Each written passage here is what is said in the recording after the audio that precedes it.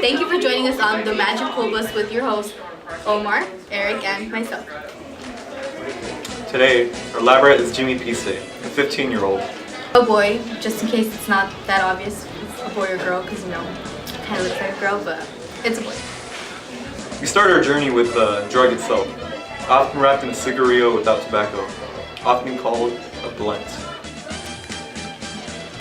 THCA, or tetrahydrocannabinol acid, has no effect if ingested from the body, but is the chemical found in cannabis.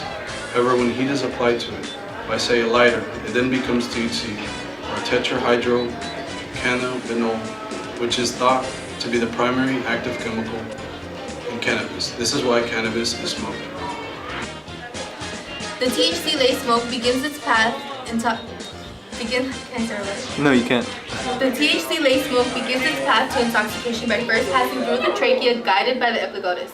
The trachea, or the windpipe, leads to one of the two bronchi, which are the biggest branches, before entering the lungs. Then the smoke enters the actual lungs, and it eventually goes into the many pockets of the alveoli. And you sleep! Here, the smoke transfers into the blood by passing through capillaries. Capillaries allow for the exchange of oxygen and carbon dioxide, but here, THC enters the bloodstream along with the oxygen.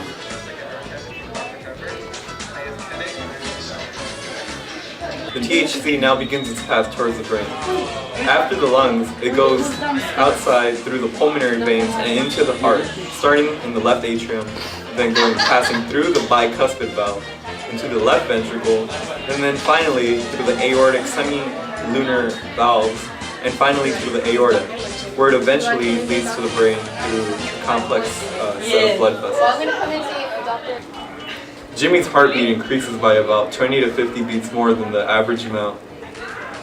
The blood vessels in his eyes expand and cause him to have red eyes. The synaptic cleft.